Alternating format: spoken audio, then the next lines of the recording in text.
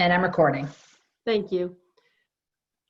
Hello to my SES families. Thank you for joining tonight. I'm hoping to answer many of your questions and provide information that will be proved to be helpful. Joining me tonight is Ann Corrin. She's our assistant principal of the high school, middle school. And I have Karen Matson, Katie Hopkins, and Michelle Donovan, our school nurses, who will be presenting information to you once I finish with my PowerPoint. Please ask questions through the chat room when you have them, and I'll try to answer them the best I can. If for some reason I don't have an answer, I will absolutely get back to you. And one important thing I want to say to you is, as happened to me before, many of you know, if I lose the connection, which I hope I don't, I will be doing my best to get back on, but I don't see that to be a problem tonight, hopefully. So welcome. So we're talking today about hybrid versus remote in the beginning of this presentation. So we have about 20% of our families choosing to go full remote from September 14th on. Totally understandable.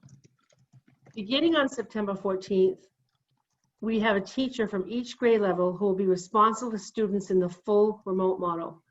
So we have a third grade teacher, a fourth grade teacher, and a fifth grade teacher. The students in this model, starting from the 14th, will follow a schedule that mirrors the one of the hybrid schedule. Hybrid students will be with the same classroom teacher starting on the 14th and when they go fully remote on the 28th of September. Depending on a specific child's needs, we have some students who will be coming in after we go fully remote. These families will be notified of this option. So we have some parents who are choosing hybrid, A, and B, we will be bringing some of those students in depending on their needs.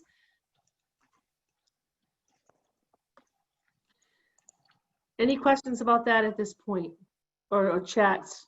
There is a question. What is in place for parents who aren't able to get to all Zooms throughout the day? Will there be a video or instruction for the event if a child misses a Zoom? So that's a really good question. We're not allowed to record Zooms with children in them. Teachers can record themselves if that happens. For that parent, and then others who have that concern, it's so difficult with parents working. My heart breaks for them. They're trying to make this all work. It's not fun. Please reach out to me as soon as you can. I think that would be helpful. Any questions further, Ian? Yep. Will Wednesdays be half days? Yeah, Wednesdays are coming up in a future slide, and I'll address it then. And then those parents that have questions and I don't answer them, please reach out. Yep. So I want to talk about the first day of school, which is going to be on September 14th. So bus students will arrive at 8:15. They will enter the school by the main entrance of the elementary school. You know, we'll have staff there. And of course, the kids are old enough, they know the routine. They'll walk down the pathway like they always have. They'll go into the main entrance of the elementary school. We're really working hard to avoid cross-contamination, so our students in the elementary school will not be going in to the Early Learning Center at all. If your student is being dropped off or your child is being dropped off by a parent or a family member, they will be coming down Putnam Hill Road to the back of our buildings. And they'll take a right on Friendly Way, which is right behind the middle high school. Then if you go down, you're going to be behind the elementary school. And right when you hit a stop sign, that is where the elementary school is, you'll take a right and you'll drop your student off. And those students will enter through that door that's right there. That is sort of right in front of the playground. There's plenty of room to turn around for you to leave. This is to help with traffic, so there's not so much at the ELC. So your choice will be drop your student at the ELC and then come along to the elementary or vice versa, whichever you choose. You will be receiving a green, or I think it's like a green, lime green, I think I've said this before, sign that has your family name in the front of the car. We'll give you 3, one for both parents or for one you lose or one for a grandparent or friend. And then the kids will have a matching tag for their backpacks that we can check. So you'll drop your student off We have staff to bring them in. You'll go around and leave. And that will be the same for when you pick them up, the back of the building. Obviously, this is only for 8 days because we're only back for the hybrid in-school face-to-face for those 8 days. But in the hope that we're back hybrid again, we will still maintain that procedure. And I want to ensure you that at all points we have staff available to ensure social distancing, help kids that might be anxious or whatever the case might be, so that they are able to get to their classrooms in a way that is safe and comfortable for them. Any questions, Ann? Yes. What about families with siblings, one in the elementary school and one in the Simonian Center? Is that 2 stops or is there a different plan? That definitely is 2 stops. So you would drop. So we're starting the drop-off process at 8:15. We know it's going to take longer than normal. So we're preparing for 8:15 to 8:45. Teachers are prepared to start their morning meeting, the morning message from me, and just getting everyone settled in closer to 8:45 than our usual 8:30 time, just to make sure that we have all the kiddos safely in place in their classrooms.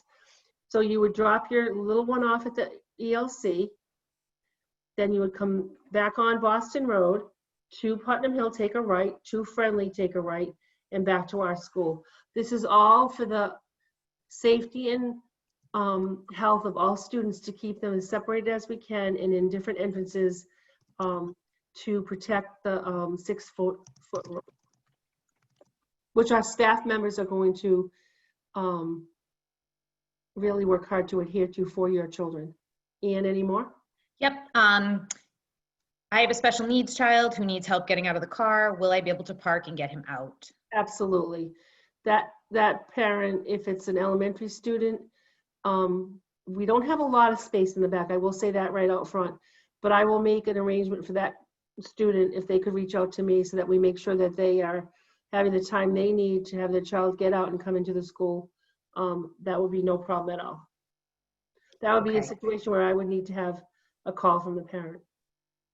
Okay. Are you going to talk about supply pickup? It's good. That's a great question. I didn't even have it on a slide, but I will address that later. Yes. Okay. I'll make a note that we need to come back to that. Thank you, Ann. Yep. Other than that, there are, one more question. I have a middle school student and a 3rd grader. Can they be dropped off at the same time? The middle school drop-off time is 7:20 to 7:40 with their classes starting at 7:40. So from the middle school perspective, I would say that's an earlier drop-off. So our drop-off is at 8:15. If the family has an issue or has any kind of a problem for work schedules, again, reach out to me. But our drop-off is 8:15. We can't make it much earlier than that. So if that family can make it work for 2 different drop-offs, that would be the best situation. Otherwise, they need to call me. Okay. Will the remote students have morning message? Well, you were talking about that. Absolutely. That's a great question as well. We're trying to mirror the day of in-school full day the best we can for the remote kids. So they're all going to be remote after 2 weeks. So we have a schedule in place that starts off with attendance, which is very important. Kids have to be ready and to go at 8:30. They'll hear an announcement from me. They'll meet with a teacher for a morning meeting to go over how the day schedule is going to work. And the schedule is very, very secure and broken down so that they have, not necessarily 90 minutes of math instruction, but 90 minutes of math, ELA, and then they'll move to the content areas of science and social studies. And they will get their special class of, music, art, etc. That is it for the questions on transportation. I'm making notes of the ones that might be on later on in the presentation. Okay, so now I want to share with you what a classroom looks like 6 feet apart. This we worked very hard on. For in-school full or hybrid, we have the space. We're fortunate, I've said this before on a meeting, I think, that we have the space in the elementary to make sure we can keep our kids 6 feet apart. And that's, I hope you can see the picture. I'll be posting this on our website. And that's what 6 feet apart looks like. So when they go to have their lunch, which I have a few further slide down, they will be able to eat their lunch comfortably 6 feet apart. When they have a mass break, and that's further down, and I'll address that soon, we're trying to get most of those when the weather permits outside, but that's a further slide. Any questions? Not right now. Okay, thank you. So all bus students that are dropped off in front of the ELC, Smart Center for Early Learning in elementary school, will, just like always, pull up. I'll be out there to greet them. I'll have staff to support me. They will go down the sidewalk and into the main entrance of the elementary school to their classrooms with staff support to be sure that they're following the rules of social distancing. And that's bus students. So we're keeping bus students separate from drop-offs for the sake of safety. Just a quick question about the classrooms before we go on. Are the students still not sharing desks across cohorts? Great question. So now, because of our situation with teachers being in their own classroom and the amount of students that need to be remote, we are going to, kids will be sharing those 12 desks, but in between we have a full cleaning with our specialized equipment that will thoroughly clean those desks for the next group to come in. For the 8 days, just to clarify, if we go back full hybrid, they will not be sharing desks. This is only for the 8 days, and this is for the opportunity for us to be able to use classrooms in different ways, but it will be a full, thorough cleaning in between on Wednesday all day. They'll start in the morning to go through the day for these classrooms. But going forward, if we do go a full hybrid with some remote learners, we will be able to have the opportunity to have different classrooms. Okay, I have a couple questions on attendance. Do you want to take those now or do you want to hold off on those? I can take those now. Okay. Okay. So what is the attendance policy for remote? It's the attendance policy for remote, hybrid, whatever, is kids are expected to be in school. So we'll take the attendance every day. If they don't show up at 8:30, they'll be marked absent. If they leave the meetings with the teacher early, they'll be marked dismissed. And if they show up late, they'll be marked tardy. We are treating this situation remotely as if they are in school, and they're going to be accountable for their work. They'll be getting report cards, and they will be accountable for their time in school. So Okay. the message loudly and clearly is the kids have to be up, ready to go, dressed in their school clothes at 8:30. Okay. So we did have a situation with a lot of kids wearing their pajamas and not really ready, but we want this to be treated like a real school day, which I'm sorry, in this terrible COVID-19 situation, that's how I think it needs to be. Okay, so you also address the repercussions when students don't have the capability to be consistently on the computer for attendance or the school day. So they still get marked. There's a special reason why students can't log in. The parents need to call me and I will figure out a way. Perfect. When Zoom goes down, what is the backup plan? Would it be Google Meet? And will it be announced on Google Classroom or set up ahead of time? That's a really great question. I've had my own trouble with Zoom. I have a new laptop, and I was in a meeting actually yesterday when I was like the internet went out on me twice. So I get that. We'll address those situations as they come, and we'll improve as we can. Okay. There's been a couple questions about switching from hybrid to remote. Do you want to take those now or hold off? That's good because we did the hybrid questions. That's fine. Okay. So if you're, go ahead, Ian. Okay. What is the criteria to change from remote to hybrid during the year? So and how often will reviews take place to open the opportunity to go back to the hybrid? Oh, if a parent is feeling like before we make the decision to bring our students back hybrid, if a parent feels comfortable that we don't have cases of the virus in Sutton, and they say, you know what, I really want my student to come back hybrid, 100% let me know, that will happen. Okay, and I think on a district level of Mr. Friend saying, okay, we're going to switch from remote to hybrid. He presented a set of metrics to the school committee last night. Yeah. And they, I believe, approved those. And the administrative team will be meeting weekly to talk about how things are going and look at the data points. That's exactly right. Yep. So we definitely want, some things might not happen overnight when you have a request, but we are here for the kids. So we want to make sure that every child has what they need. And if a parent feels like, a family feels like their child might want to leave hybrid to go remote, that would be an option. But if they want to do the opposite, we will look at each student the same way and make that happen as best we can. Okay. I thought everyone is going remote after September 25th. Is that not the mandate? That is absolutely true. So as of September 25th, when the second cohort B has their last day on Friday, as of Monday the 28th, we are 100% remote. And can I just say we have a slide down the road I'll wait for to share with them that has something to address this? Perfect. Okay, so in saying that, but with the plan that myself, Mr. Friend, and many of us, we want the kids in school. We really want the kids in school. This is just not a great situation. However, we are landing on the side of health and safety at this point, which I think is a good thing. And when we can get the kids back, we'll be the first ones to do that, trust me. Okay. Are we talking about computers coming up? I don't know if that's a slide. So computers.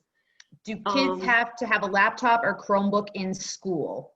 Yes. So if we have desktop computers at home, do they need a portable device for school? We do need the portable device if they're hybrid. If their desktop at home has the volume in the audio and the video, great. So what we're saying, Mr. Durgan, Dan Durgan, our technology director, sent out a survey. I'm sure you received it.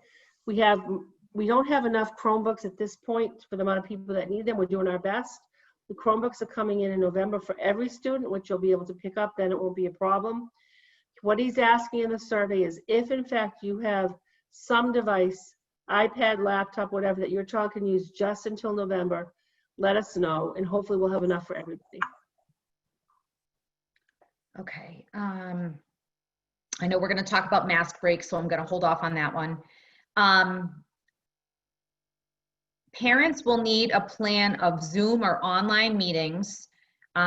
Is there a plan in place to get a schedule to families of when kids should be on Zoom in their classes? Oh, there's a definite schedule. We have 2 schedules coming out.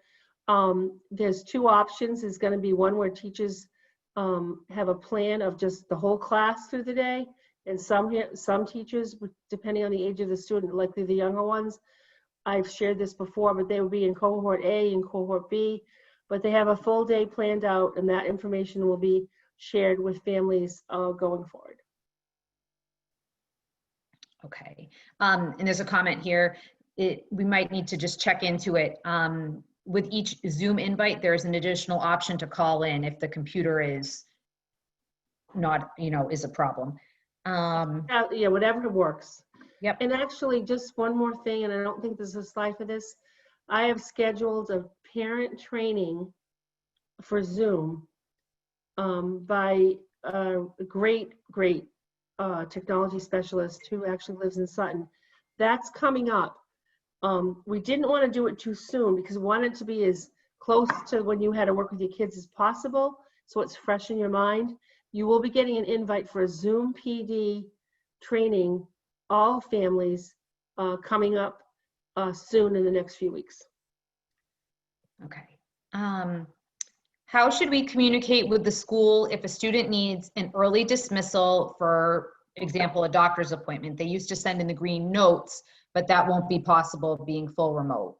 So my staff, my administrative assistant and assistants are actually working to making this an online form. So parents can fill it out online, send it in, and it will avoid a lot of contact because we're trying to be as paperless as possible because of the virus. Okay. There's a couple questions in here that you already touched upon. I'm just gonna ask them just so they're out there. For parents who need to drop off younger children in the hybrid model at the Early Learning Center, it might not be possible for them to be in front of the computer screen by 8:30 with an 8:15 drop off. Oh, are you talking about the remote kids right now or hybrid? I think siblings are going to be in the same cohort, so I'm not quite sure. So we have a remote teacher for, and this is down in another slide, I think. Okay. We have a remote teacher at every grade level. So in other words, if you drop your if you're a third grader being dropped off, but you decide to keep your fifth grader home, we have that fifth grade is going to be with our remote teacher starting school at 8:30. Your hybrid student's going to be with their teacher in third or fourth grade in school for the hybrid model for those 8 days or 4 days each for the 2 cohorts. And they may not start right at 8:30. You're right. The teachers have a plan to settle the kids in, wait for the morning announcement, and wait for their morning meeting. It's going to be a little bit of a, like, school starts at 8:30, but as far as getting into their full curriculum or their full activities for at least the first 2 weeks is more of a meet and greet, getting to know each other, going over all the expectations. I have slides about that down the road, which I think we should wait for. Okay. All right. Can you just touch upon this again? Is there a plan B for remote learning if Zoom is down? You know, that's a really good question. I will have to get back on that one because we do have Google Meet. We do have Google, other options. I have to get back on that one, to be honest with you. I need to be fair about that. I will research that and I will share the information with the families once I have it. Okay. All right. This is a long one. Students will be attending the hybrid model for the first 2 weeks with the same teacher that they will be working with during the remote model beginning on September 25th, correct? Correct. Oh, September 28th, correct. 28th, right. What if we wish to keep our children home for those 2 weeks, but are open to a hybrid model when the metrics allow? The class lists are done. You'll be getting them by the end of the week. If you chose full remote, even in these 2 weeks, that's where you are. If in fact you decide to come hybrid if it happens that we can come back, your child, depending on the numbers, will be with probably a different teacher. So you're starting out, those of you that chose full remote are having a classroom teacher from 3, 4, and 5, and that's all set, that's coming home, we're good with it. If in fact, once you went full remote and you decide to go hybrid, that would be a conversation we would have, and we would try to make the best of it to move your child into a situation. If we came back hybrid, that's all if we come back hybrid. If in fact the whole class of the remote teacher or most of them decided to come back hybrid, it would be a different conversation. Okay, so you answered about teacher lists and cohorts. That information is coming out this week, you said? Yeah. Teacher class placement. Teachers received their class list today.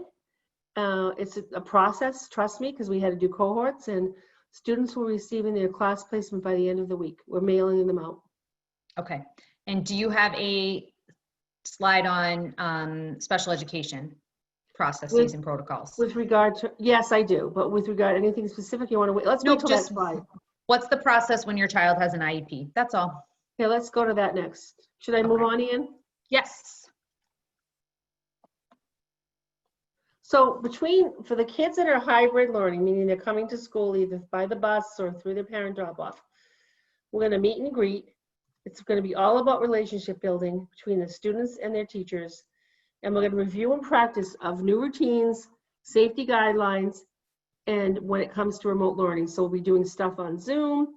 We'll be doing a lot of things that involve the usual things we do to start the year. We always go over expectations and what we expect in the hallways, at recess, routines in the classroom.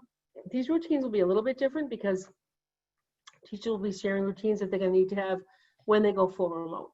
So we have that all in place, ready to go. So for those 4 days, remember it's only 4 days, if they get to any kind of curriculum stuff, which is unlikely, that would be towards the second week. But right now the teachers plan to have a lot of relationship building. This is across the district. This is the plan. The remote students will be starting off with their teachers in grades 3, 4, and 5 in a similar way.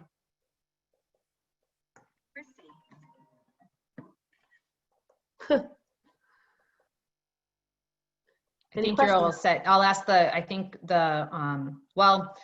I have a parent that missed the answer to a question. Did you say there is only one remote teacher due to size, class size? There's one remote teacher for each grade level 2. We have 20% of our 298 students. We have students that did move to private schools and homeschooling. We have 298 students. Of those 298, we have 20%. So at each grade level, we have anywhere from 15 to the lowest is 4th grade, which only has 4 teachers at that point. It's a small grade level, less students. 3 and 5 have more, and it balanced out fairly well as far as how many are remote. Okay, and you can go ahead to the next slide. No questions. Thanks, Ian. So expectations of off-cycle hybrid learning students. So we have 3 days that our students will be working remotely. And, you know, that's a lot, but we expect them to be working on assignments independently. This is only for the 2 weeks. Just let me clarify that. Reviewing concepts from in-person learning, contacting teachers if they need extra help. So basically, for those 4 days that your students are here, for those 2 days, I know it sounds very complicated. If they're Monday, Tuesday, cohort A, and they're home Wednesday, Thursday, Friday, they'll have their work to do. They'll have access to their teachers, instructional assistants, but they'll be expected to be independent in the sense that those teachers are going to be teaching cohort B. Remote learners from the beginning will have the opportunity to be with their teacher for those 4 days. However, a lot of these students, you know, who are coming into school face to face, you know, are meeting their teachers. The remote learners will meet their teachers through Zoom. Okay, we have a question about the supply list where I have that on for later on. Mm-hmm. And I'm a teacher and working remotely for Q1, so I chose to keep my daughters home during that time. If we all go back full remote, will I be able to send my girls back to school? I'm sorry, Ian, could you just repeat that question? Yep. I'm a teacher working remotely for Q1, so I chose to keep my daughters home during that time. If we all go back full remote, will I be able to send my girls back to school? Yes.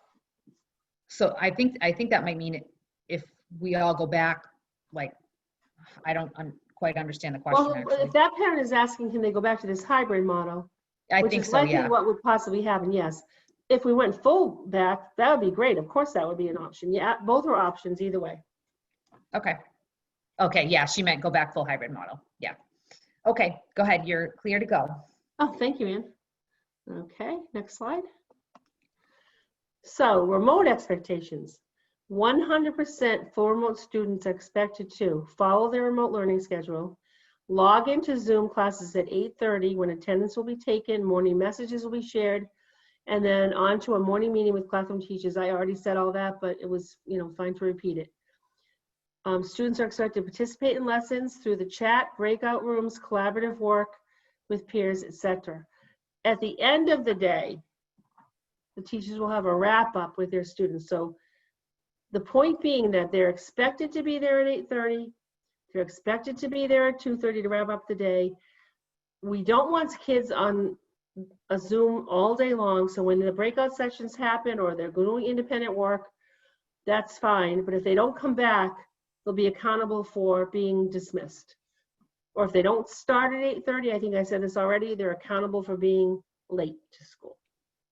Right, and if a parent has a concern or an issue with getting the kid to school on time, they should reach out to you, right? I would love that. Yep, I'm right there to help any parent I can. I'll talk to any student if I have to Zoom or whatever. I do want to say that this is so important for the social and emotional well-being of all students. We don't have the option of coming in 5 days a week like we have in the history of our school education. So I do want parents to know where spring was different. We tried to make this all happen, but now this is definitely serious. We didn't take attendance. We didn't take scores or grades from students. We will be doing all of the above, and they are accountable. Okay. Will it become a legal matter if kids miss too many times or classes? You know, and that would be something I would have to get to a parent on. If their child is missing too much school, they need to reach out to me. Or on the opposite, I would be definitely reaching out to them. Okay. Okay.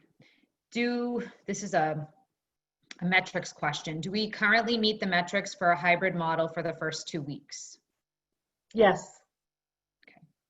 Okay. Okay. How do you address kids with a 504 that can't handle independent activities? With support from our school counselor, with support from our teachers and our instructional assistants. They will have the support they need.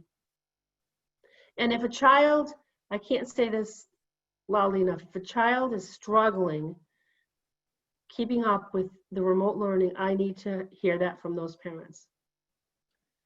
Okay. Can you share the metrics you are using so we can stay up to date? I can, and I can actually probably do that through a Zoom. I have not that information right in front of me. I will share that tomorrow through a Blackboard Connect. And I imagine that it will be coming up from the district as well. Mr. Friend already has shared it, but I didn't have that as a slide, so I prefer to be able to share that to make sure that I'm happy with how that all presents itself through Blackboard. Right. And the parents are asking also, if we meet the metrics, why stop after 2 weeks? And they did have a big discussion about this last night at school committee. Yeah, I hear you loudly and clearly. Mr. Friend, he clearly wants the students in school as much as possible. I am the same way. I want them in there. We are really, really, really seriously listening to what the concerns are with the safety and health protocols, which that's coming up later with our nurses. But as soon as we can get the kids back, we are going to. And I hate to say it, the way this world is right now with COVID-19, there are no clear answers. We're landing on the side of safety. At the same point, we're bringing kids in so they can see their teachers. And for those kids that remain remote, their teachers are going to be Zooming with them and greeting, introducing themselves through Zoom. So we are truly, truly doing the best we can in a tough situation, and with the hope of, getting us back as soon as possible. Okay. Will the teachers be teaching from their classrooms or from their homes during remote learning time? Yep, the teachers, 99% will be teaching from their classrooms. It's a requirement that all staff comes into school to teach. That's been defined, and they're happy with that. Obviously, it's actually easier. We haven't done it so much, but yes, we do have literally a very small amount of staff members that cannot come in due to health reasons, but we have everything in place, so it would be the same as if they were coming into school. Okay, there's a few more comments in the chat, but I'm going to have you move ahead just because it's 5:30 already, and there's another meeting tonight as well. Okay. So Wednesday mornings are I'm talking about Wednesdays. That's our middle of the weekday, which we picked Wednesday because it doesn't make a long weekend for everybody, and it's kind of a little breather day. So Wednesday mornings are for teacher collaboration and planning. Students will work remotely during this time on assignments that have been provided by their teachers.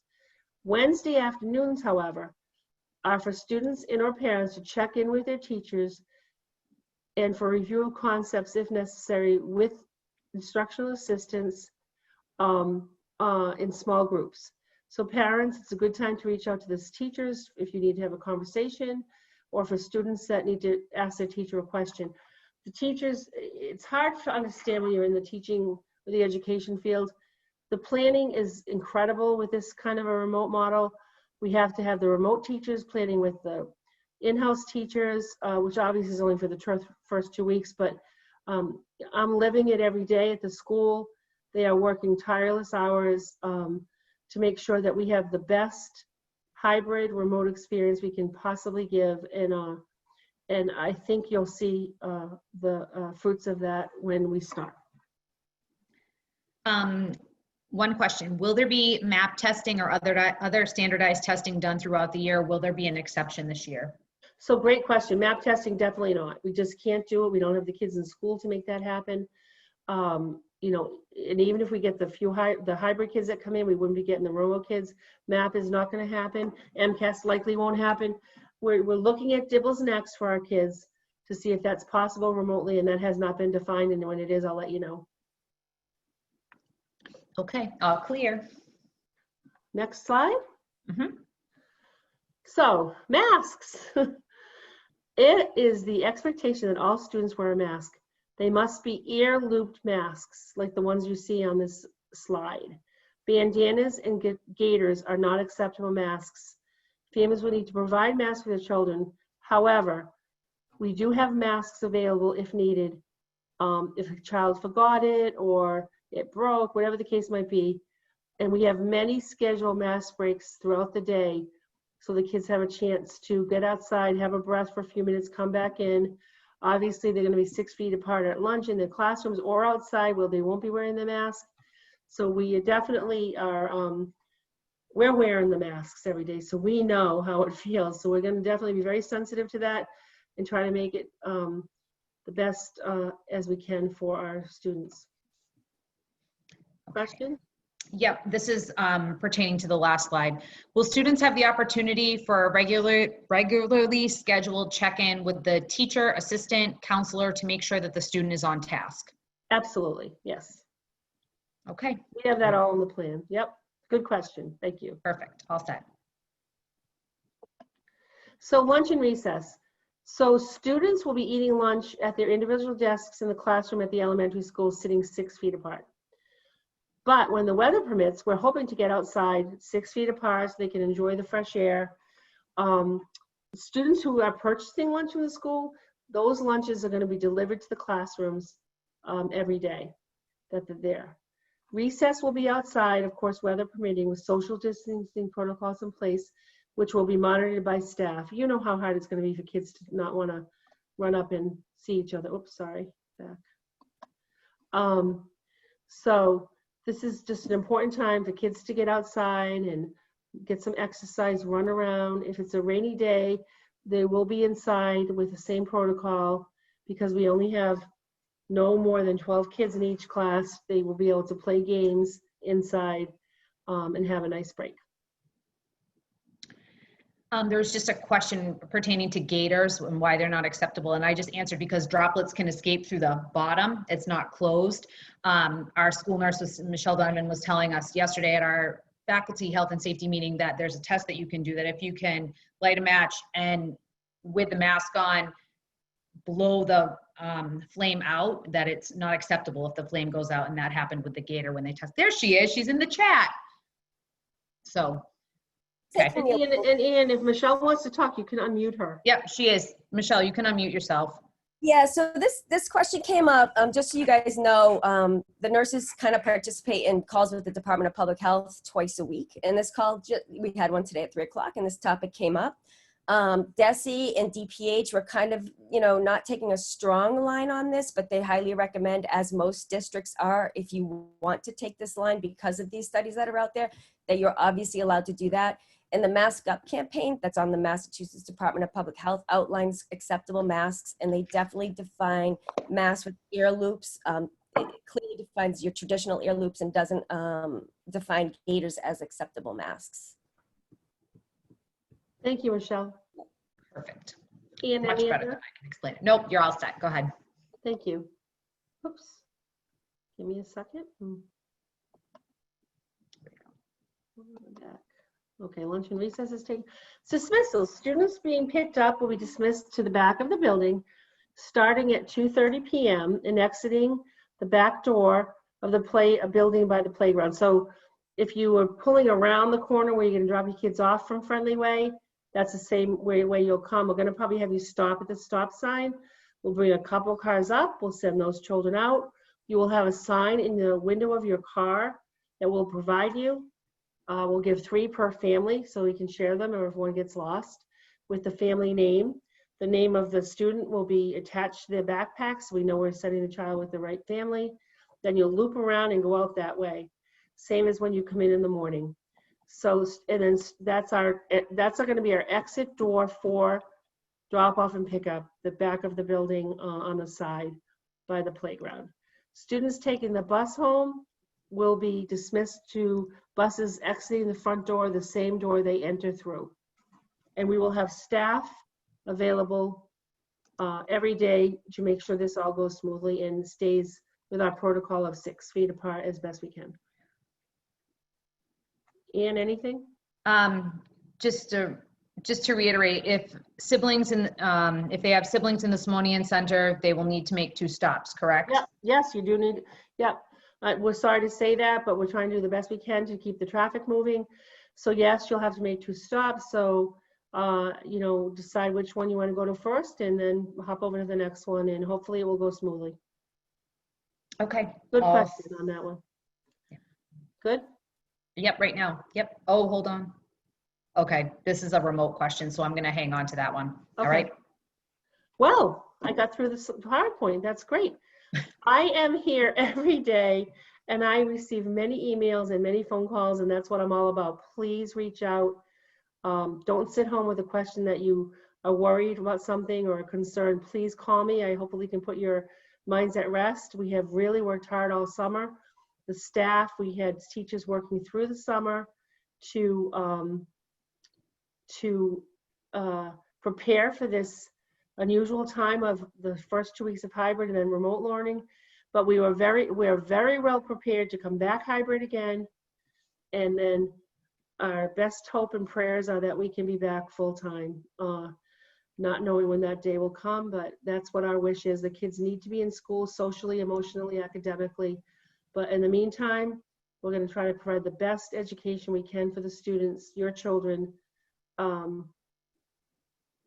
every day they are on with the teachers remotely.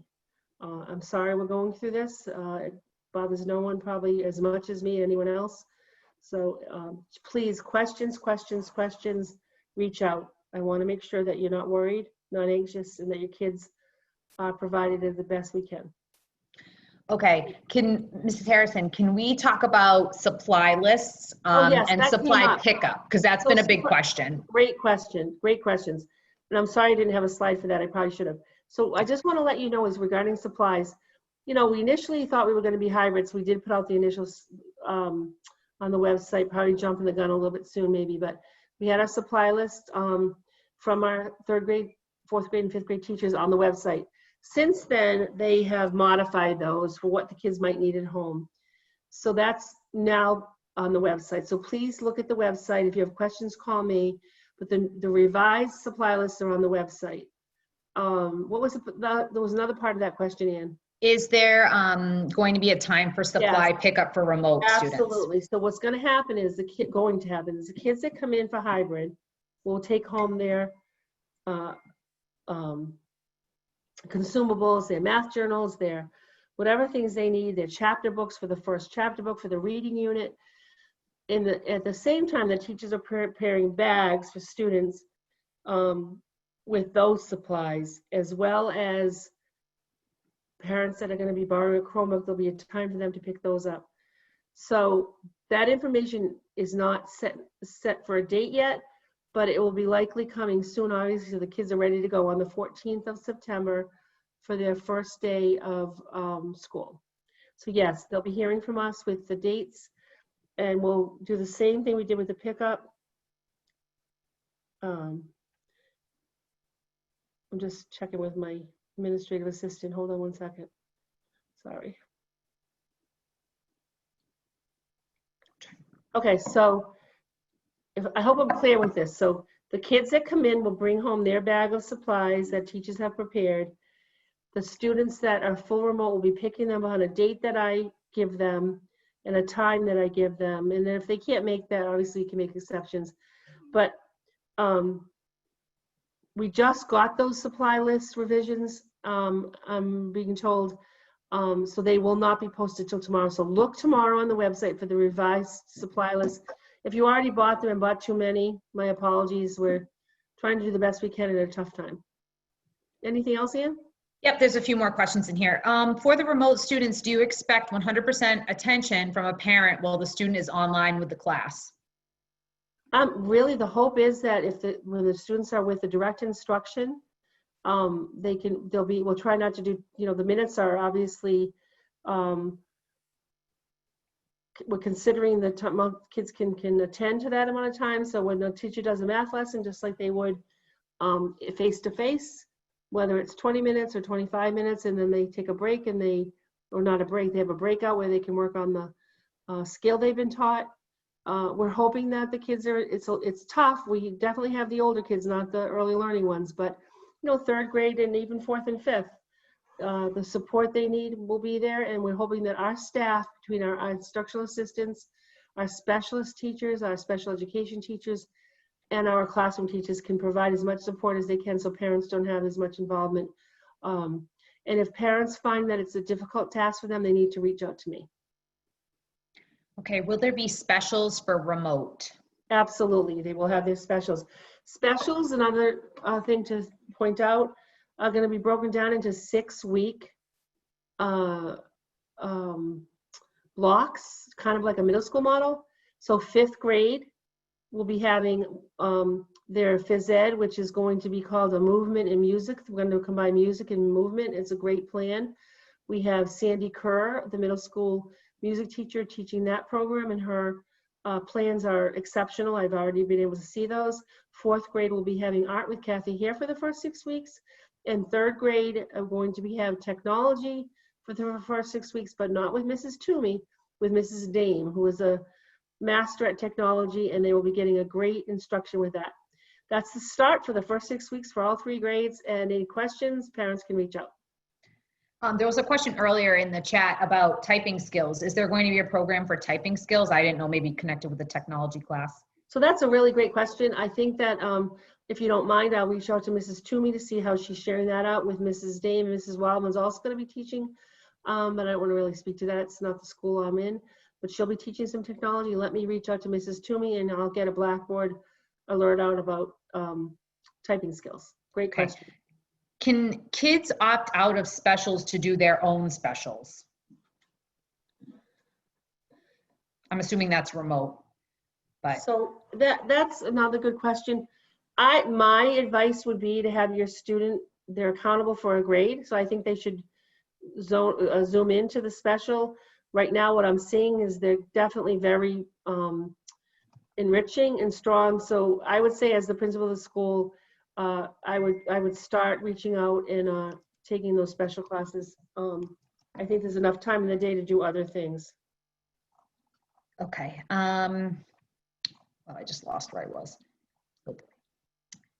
Can you just do classes end at the same time for both schools? Both schools meaning ELC and elementary? Yes, I think so. Yes, yes. Yeah, you know what? We have the same pickup procedure, so yes. Okay. Do we know if the 5th graders will be getting instruments this year? The hope is possibly in the spring. Right now, no. Okay. Will students in the hybrid need to bring their Chromebooks to and from school? Yes, yes. Will they need if they don't have a Chromebook, as I said earlier, a survey is coming out from our tech director, Dan Durgan. If they have an iPad or another device, a laptop, bring whatever you have so that we can hopefully meet the needs of all kids with what we are sharing out. Okay. Will they need 2 sets of supplies, or can they bring 1 set back and forth? No, keep the supplies at home. I talked to the classroom teachers. I think for what their needs are going in, the Chromebook is all they need to bring, or the device, and we have what they need until they go full remote. What should we do with our summer reading books the school provided at the end of the year? Great question. I want all of them back so that they can use. So they're going to be having activities to do with those and work to do with those in those first couple weeks, I believe, if not into the 3rd week. And then I would like to be able to use those the following summer if possible. Okay. Will students need books like math books, reading books purchased, or will they be supplied? Everything's going to be supplied to the students from our school. You already addressed this, but it's okay to repeat it, I think. When will we receive the specific times for everything is synchronous learning during remote? So when will they receive their schedules? The schedules are coming out by the end of the week. So you'll be in either cohort, this is a good question, cohort A or cohort B. So in the district, they divided the cohorts between A and H and I and Z. The elementary families have a lot of students with last names that are after H. So we had to do a little configuration. So if you find your student, and some were requests by parents, by the way, if you find you have a student with the last name after, unless you had a specific request after H, there's a possibility they could be in the first cohort A. Cohort A is A to H with a lot of exceptions. Cohort A is Monday and Tuesdays. Cohort B is Thursday and Fridays, and those will be coming out. Okay. When will we know if we are able to borrow a Chromebook? Would we be notified by now if we No. are not getting one before November? Perfect question. Mr. Durgan, I believe, just sent out a survey for who needs a Chromebook. I think in the survey, he's asking if you have another device just to hold off to November, great. If not, we're going to try to provide what we have to the families that need them, and we're working hard at that. They will be notified of the time to pick up the Chromebook.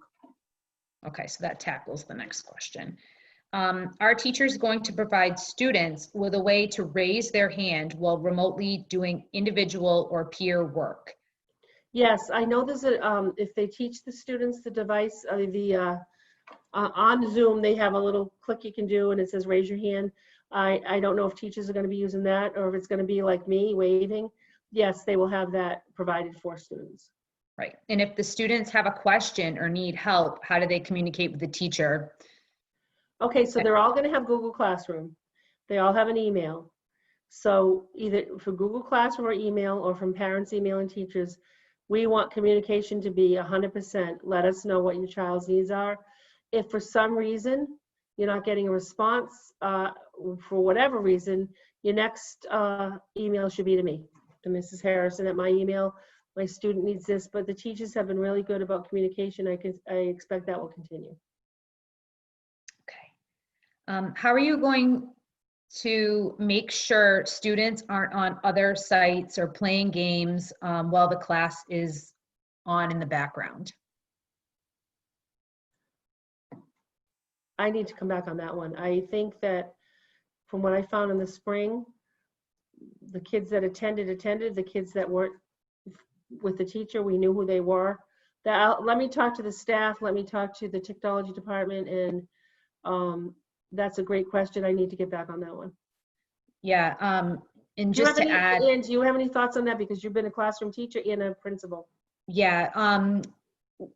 We're asking that the kids have their face on the camera for Zoom, and they can change the background and have a virtual background, that sort of thing, to protect their privacy. So their faces need to be present, engaged in the class, on the screen.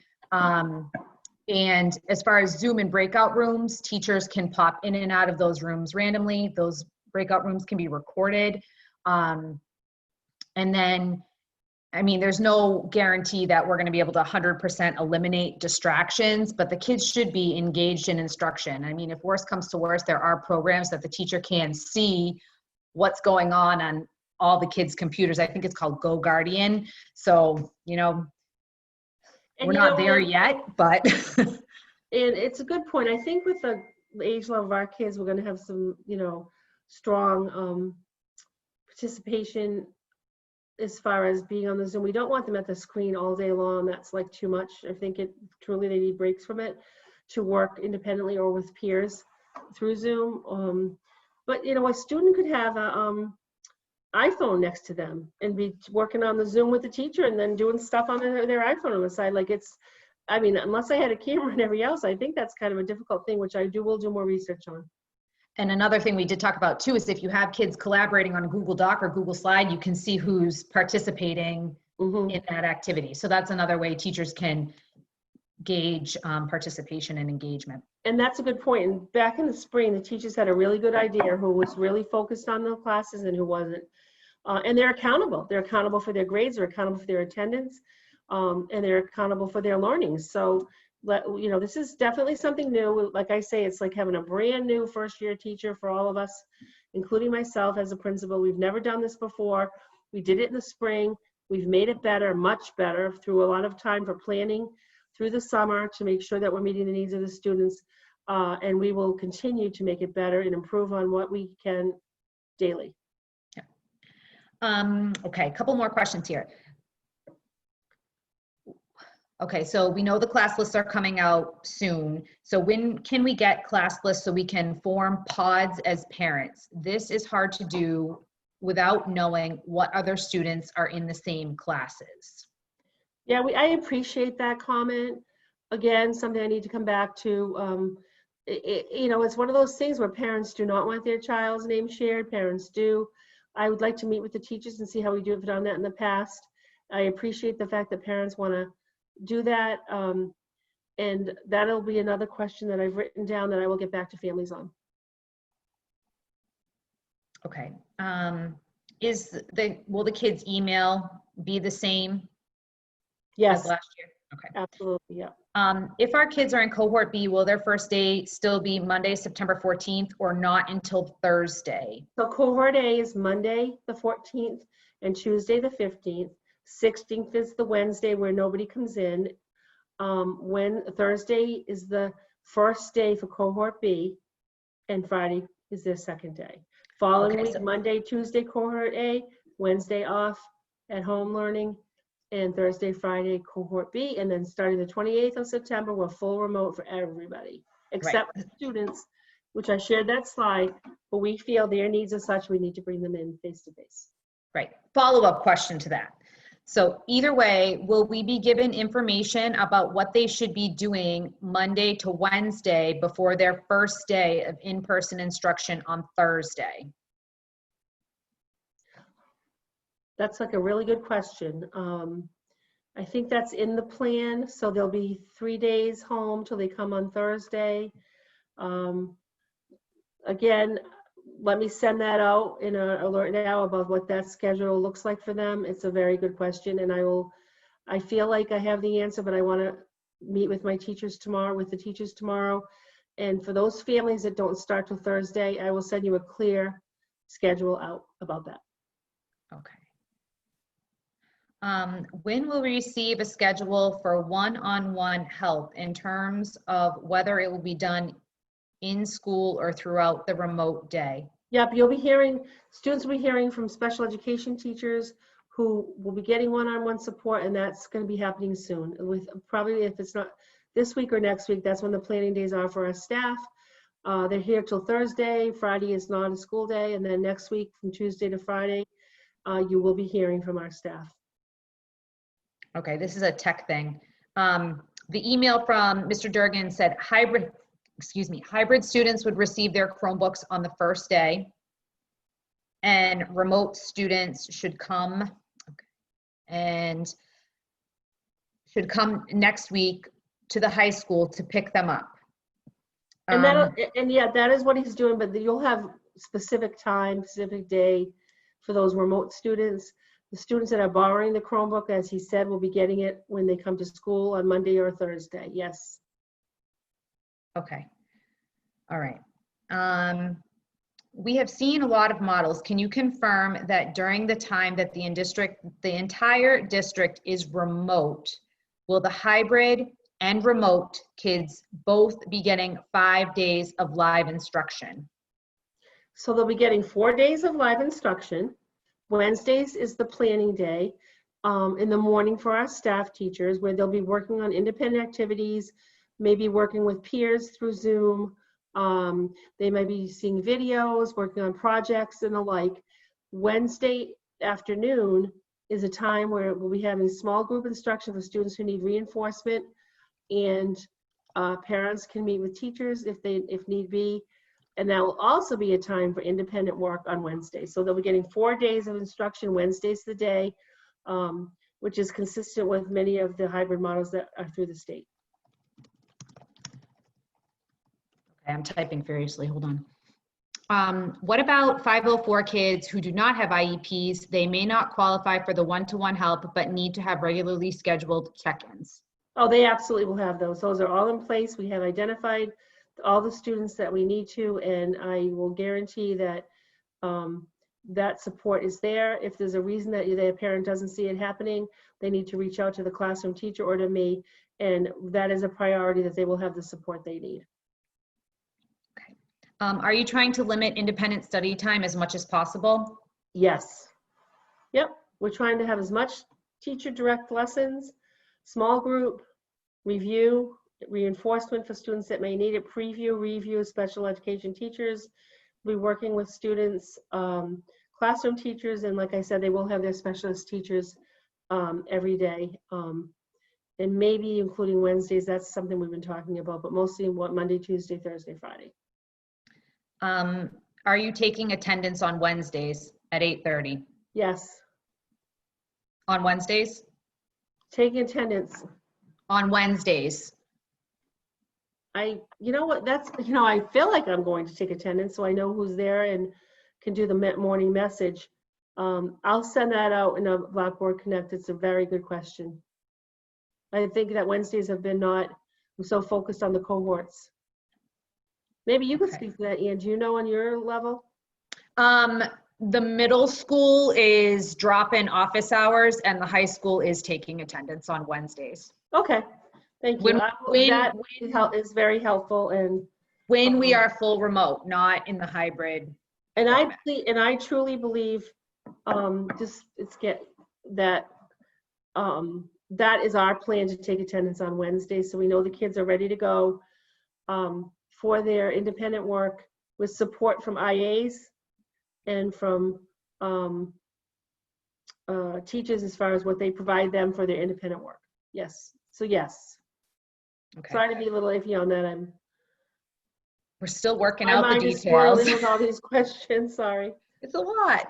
And I just reiterated in the chat that cohort B will start in-person school on September 17th, and that you will be reaching out with information about what cohort B should be doing on September 14, 15, and 16. Yeah, there'll be a plan for that, and I'll let you know. Okay. All right.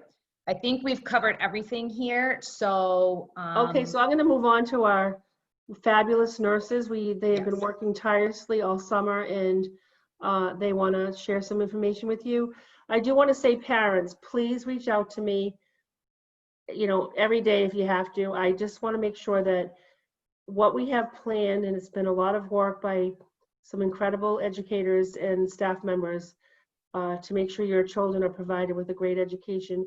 If you find something that you're concerned about, or even if it's a question, small or big, please reach out to me or the teachers if you can, and we will work together as a community to, keep Sutton strong, because we are strong and we have a great school district that we want to keep going. So please do that.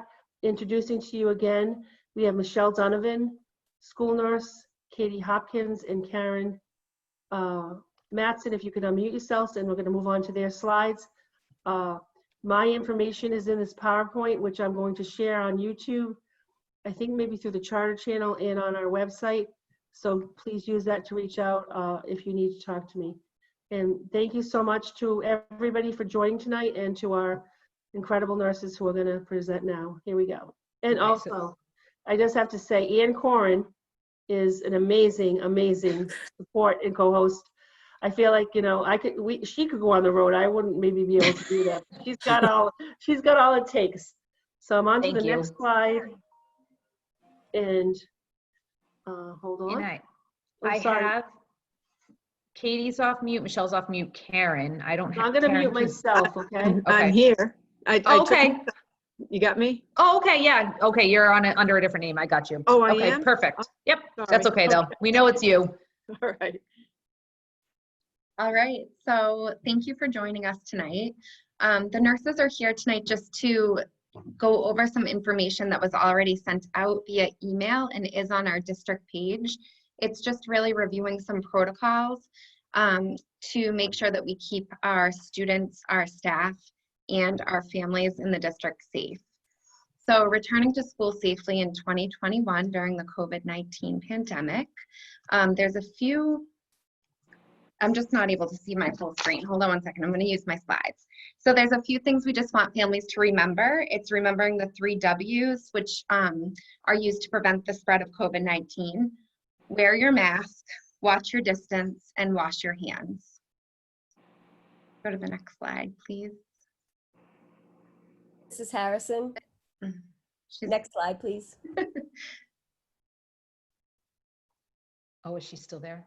Yep. There we go. Perfect. Perfect. So in order to minimize the risk of spread, it's really important to always wear a mask when you go out in public, when you're on a bus or go to school.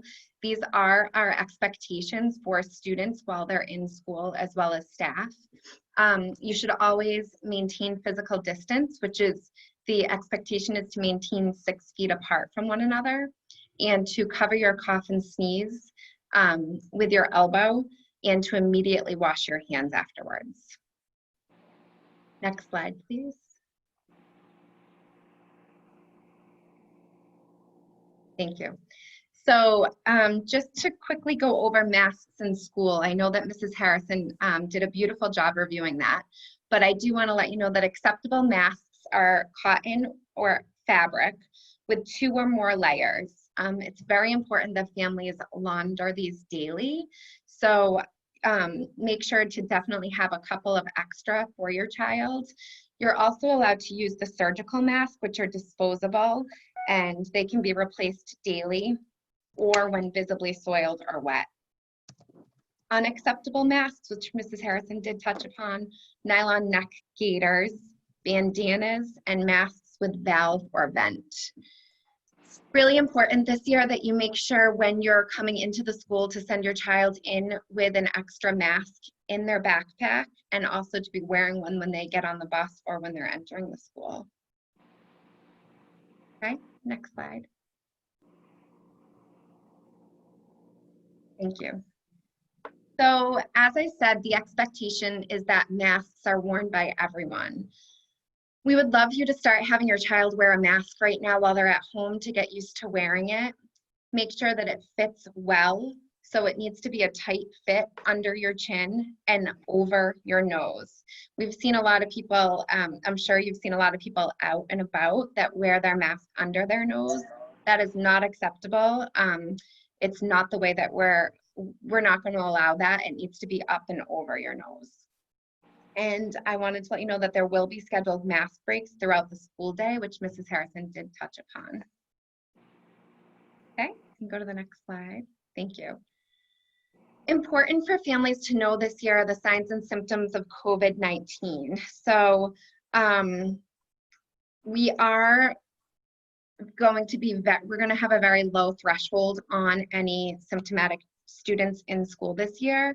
So the symptoms we're going to be looking for are fever, which is anything over 100 degrees, chills or shaking chills, a cough, which is not due to other known causes, such as a chronic cough, difficulty breathing or shortness of breath, new loss of taste or smell, sore throat, headache, nausea, vomiting, or diarrhea, fatigue when in combination with other symptoms, nasal congestion or runny nose, which is not due to other known causes such as allergies as determined by your primary care provider, your doctor, muscle aches or pains, and rash.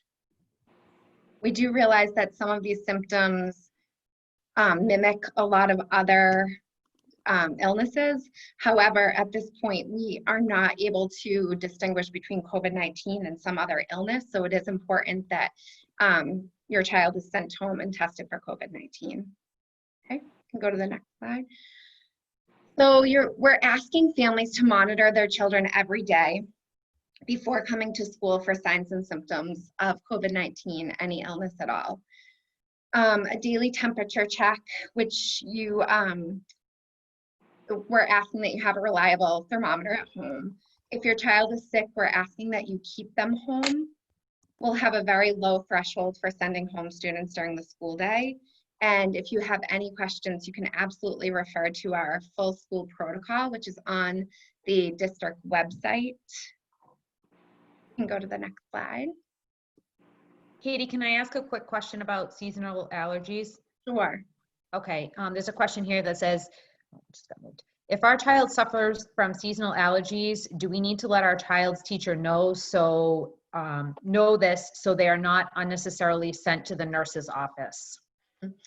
Mrs. Donovan, do you want to touch base on that? So unfortunately, seasonal allergies are going to be probably one of our biggest challenges. And all the guidance from the local area pediatricians and the epidemiologists at the Department of Public Health said that if a child does present with seasonal allergies, because it can be a very common presentation with children in COVID, that we would have to have them go home and see their physician. Their physician, you would have a conversation, not necessarily a visit, and then the physician would just have to present us with documentation that the child has seasonal allergies, and that is the cause of the symptoms. So it would be considered an alternate diagnosis, and then they could return to school. And I realize that's not a great answer, but that is the guidance we are getting from the physicians that we're consulting with. And I just have a quick question about masks before you go on. Will there be exceptions for kids with special needs who can't keep a mask on for that long due to their disability? That would be handled on an individual basis. So I highly recommend they contact their school principal, and we will definitely talk and work through that with them. Okay, thank you. All set? Any other questions, Ann? Nope, you're all Okay. set. So protocol for 6 students while they're, whoops. Can we go back one slide? I'm sorry. Thank you. So protocol for 6 students. Students that are sick should absolutely stay up. We already did we do this? No, students that are sick should stay home. There's again, I'm definitely repeating this, but it needs to be repeated. There will be a low threshold to send students home from school this year. If a child is sent home due to illness, they will be asked to see their primary care provider, and a note will need to be provided for them to return back to school.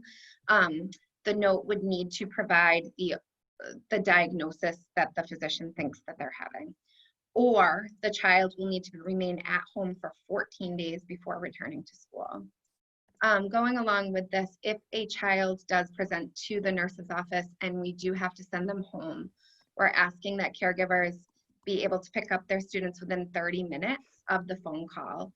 So if you are unable to do that, such as if you work far away, please develop some sort of backup plan to make sure that you're able to pick them up. Okay, we can go to the next slide. Thank you. So this is really important. We're asking that you communicate all of your health concerns for your student with your school nurse. It's going to be very important that we have open communication this year. Ensure that your child's school nurse is aware of any health conditions that your child may have. And if your child is going to be absent, please call to make the school aware. When you call to make us aware, if you could be very specific in the reasoning for the absence. Go to the next slide. All right, so what happens if some of these questions were brought up in previous meetings? So we're just going to review them. So Mrs. Matson is going to answer, I think, if she's there. I am here. Perfect. So what happens if my student wakes up and doesn't feel well? Your student will stay home that day. What happens if my student goes to school but is sent home sick? Your student will not be able to come back to school unless he has a doctor's note. If you don't go to see the doctor, we do feel that the child will have to stay home for 14 days to be quarantined if we send them home sick. Unless it was an alternate diagnosis from the primary care doctor and we have a note from the doctor. Great. What happens if a student in my child's class is sent home sick? That is something we are working on in order to alert parents in that cohort, in that one particular cohort. What happens if, sorry. Sorry. What happens if one of my child's teachers is sick? That will be the same thing. We are working on a way that we will alert the parents in that particular cohort. I think it goes without saying, but we will not be able to let you know what child was sent home sick to protect the privacy of all the students within the class. And we will not, we will be alerting you if a child is sent home sick with any of the symptoms as described previously, so that you and your family can make your own decisions on how you want to proceed. If a child does come back positive with COVID, those in close contact with the case will be notified. Okay. All right, we can go on to the next. Katie, okay, no, Michelle just answered it in the chat. You're good. Okay. So things are running a little differently this year for medication drop-off. There was a full protocol that was sent home to families, but I do want to let you know that epinephrine and asthma medications are considered rescue medications, and we are going to allow children to carry them in their backpack on the first day to school. So if they're cohort A on Monday, if they're cohort B on Thursday. The medication should be sent in with your child along with any medication forms that are required. And again, you can find all of those medication forms right on our website. All other medications must be provided to the school nurse by a parent or guardian. So if you could please reach out to your school nurse sometime this week or next week to touch base with us, so we can come up with a time so that we can so that you can drop those off and we can meet you. Next slide, thank you. This is just a quick little slide to let parents know that we are unable to administer nebulizers at this time. So for children with asthma that do need a nebulizer, you do have to contact your primary care provider to discuss alternate asthma medications and also ask for an updated asthma action plan. So please know that we are allowing inhalers, just not the nebulizers. Okay, we'll go to the next. Oh, there was one little slide that must have been deleted. It was a good one. I don't. Almost. That's okay. I'm just going to go over it really fast. So it was just some additional reminders. We'll make sure that it gets on there for when it's posted. Is it this one? Yeah, Yeah, there it perfect. All right, so please remember to send your child to school with an extra clean face mask every day. If they soil through their one that they're sent to school with and soil through their extra, we do have some extras for children, but we are asking that families provide at least 2 clean masks per day. Please send your child to school with a water bottle, as water bubblers or fountains will not be allowed to be used this year. Send your children in with extra clothing, extra snacks, and anything else they may need during the school day, as we are limiting any visitors to the school grounds. So that means that we are unfortunately not going to be as welcoming to parents coming to the doors. We won't be letting parents into the building just to protect this, just to keep students and staff safe. So if you could just try to think ahead for anything that they may need during the day and pack it for them. Start having your child practice wearing their face mask. And it's recommended that you start talking to your child about how school may look a little bit different this year. So about how everyone will be wearing masks. There's going to be a lot of hand washing, a lot of sanitizing, and physical distancing. And I think that's the end. Are there any questions? Thanks, Anne. There's a question in the chat. Is it possible to make the slides available? Because there are some great reminder slides for us and the kids. And absolutely, this will be posted on the website for everyone. I can answer that. It's right now being recorded, so we'll be having it on the website. Also, it's being shared on YouTube and through, I think, Charter, through the town hall. Christine Hicks is working on that. So yes, these slides are shared, and hopefully, especially parents that were not available to watch it tonight will be able to see what went on through this meeting to hopefully answer questions or concerns from everybody. So the I did list just the nurses for both the middle school and high school, as well as the Simonian and elementary school. So please feel free to reach out. We appreciate all of you. We are asking that we collaborate together as a community to make sure that everyone stays safe. We're asking for a lot of communication from parents and just a commitment so that we can try to make this school year work. Thank you. So, And again, I want to thank all the families that were able to be here tonight for this meeting. To Anne, for, like I said, as my fabulous co-host, and our nurses, and my administrative assistant, who I know has been here. Thank you so much. And we're going to pray for the best, and hopefully we'll find it's better than we expected. So have a great night. And again, reach out when you need to. Thank you.